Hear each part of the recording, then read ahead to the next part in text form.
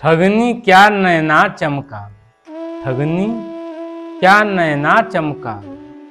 कद्दू काट मृदंग बनाया, नींबू काट मजीरा। 5 तरोई मंगल गावे, नाचे बालम खीरा। रूपा पहिर के रूप दिखावे, सोना पहिर तरसावे।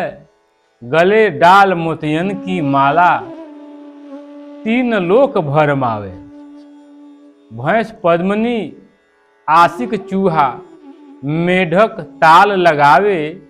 चोला पहिर के गदहा नाचे, ऊंट विष्णु पद पावे।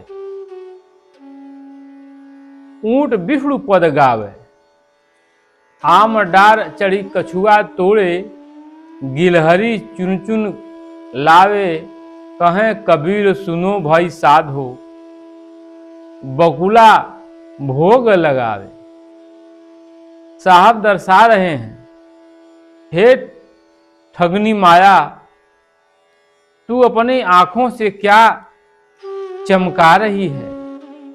कबीर तेरे फंदे में नहीं पड़ सकता। माया मन की अविद्या है और इसी के जाल में पड़े सब जीव भटक रहे हैं, किंतु विवेकी इसके बंधन में नहीं पड़ते। भोले मनुष्य ने बुद्धि रूपी लौकी को काटकर मृदंग बना लिया और मन रूपी नींबू काटकर मजीरा बना लिया तथा इसके विषय रंग के बाजे बजने लगे। अर्थात मन और बुद्धि विषय वासना में डूब गए। इधर 5 ज्ञानेंद्रियां रूपी तरोई विषय के गीत के मंगल गाने गाती हैं और अविद्याग्रस्त भोला जीव रूपी खीरा इसी विषय तरंग में पड़कर अनादिकाल से नाच रहा है। चांदी और सोने जैसे चमक दमक पूर्ण संसार सजाकर माया अपना रूप दिखाती है और अविद्याग्रसित जीवों को उसमें फंसाकर उन्हें बेचैन कर देती है। यह माया अपने गले में मोती की माला डालकर त्रिगुणी जीव को मोहग्रस्त करके भरमाती है और दिखाऊं चेहरा बनाकर सबको भ्रमजाल में डालती है। भैंस उत्तम अंगों वाली पद्मनी नारी बन जाती है, अर्थात अविद्या ने अपना मोहक रूप बना लिया है जिसमें मन रूपी चूहा आसक्त हो गया है। दुर्बुद्धि रूपी मेढक व्यर्थ टर टर करके उसमें लय उत्पन्न करता है।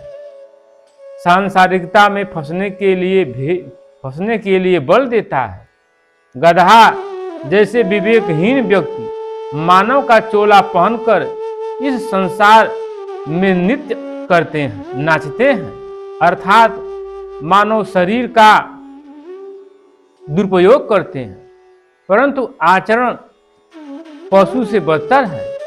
ऊंट जैसे अहंकारी लोग परम पद के उपदेश देते फिरते हैं। परम पद की प्राप्ति पूर्ण निर्माण दशा में होती है।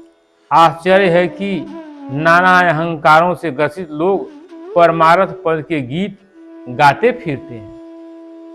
कछुआ जैसे तामसी बुद्धि वाले लोग मनुष्य शरीर रूपी उत्तम आम्र वृक्ष पर चढ़कर अर्थ धर्म काम और मोक्ष फलों को तोड़ने का ढोंग करते हैं।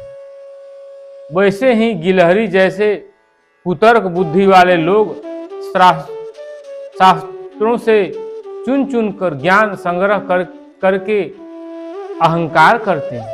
सदगुरु कबीर कहते हैं कि हे भाई, हे संतों, सुनो, बकुला जैसे कपटी लोग मोक्ष दशा में जीने का प्रदर्शन करते हैं। वे समाज को दिखाने का प्रयत्न करते हैं कि हम पहुंचे हुए संत हैं, जैसे लोगों को भ्रमित करते हैं।